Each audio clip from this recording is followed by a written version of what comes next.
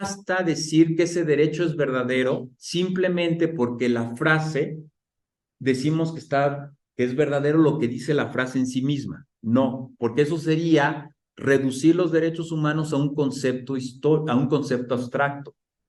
No, los derechos humanos son un concepto histórico. Y entonces, para saber si ese derecho humano es verdadero o falso, hay que historizarlo, hay que verlo cómo se utiliza en una praxis concreta determinada, ¿sí? Y entonces, por ejemplo, podemos analizar las prácticas de la agroindustria mundial para alimentar al mundo.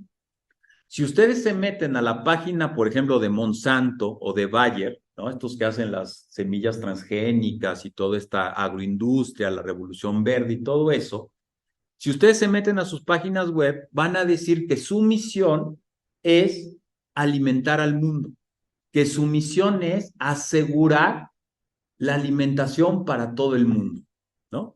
Y entonces, si nos quedamos ahí, decimos, mira, qué buenas empresas que están preocupadas por el derecho humano a la alimentación.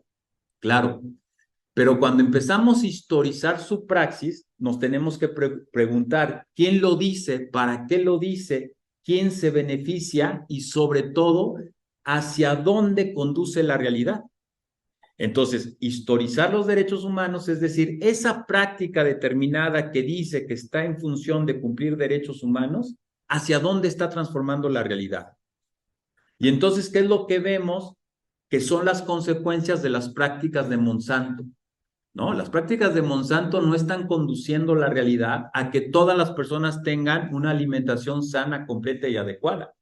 Lo que está conduciendo las prácticas de Monsanto es a un monopolio de los alimentos, a un control de las semillas, a una manipulación de los mercados alimenticios, a un control de las crisis alimentarias, etcétera, etcétera, que va en total sentido contrario de lo que sería que toda persona tuviera el derecho a la alimentación.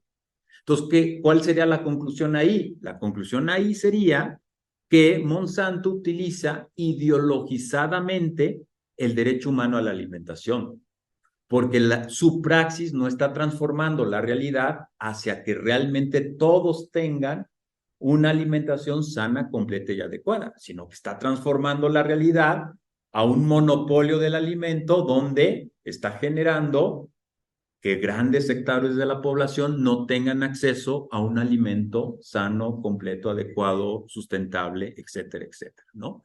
Y este ejemplo lo podríamos poner con todos los derechos humanos. Ellacurí en muchos de sus artículos, por ejemplo, analiza el derecho humano a la propiedad, analiza el derecho humano a la libertad de expresión, etcétera, etcétera. Y él va demostrando cómo entonces los derechos humanos no se pueden comprender de manera abstracta. Los derechos humanos siempre se tienen que comprender desde los sujetos concretos que están haciendo una praxis concreta utilizando derechos humanos. Y a partir de esa praxis concreta podemos historizarla y decir si esa praxis realmente es de liberación y está conduciendo la realidad a cumplir con los derechos humanos o está conduciendo a la realidad a todo lo contrario.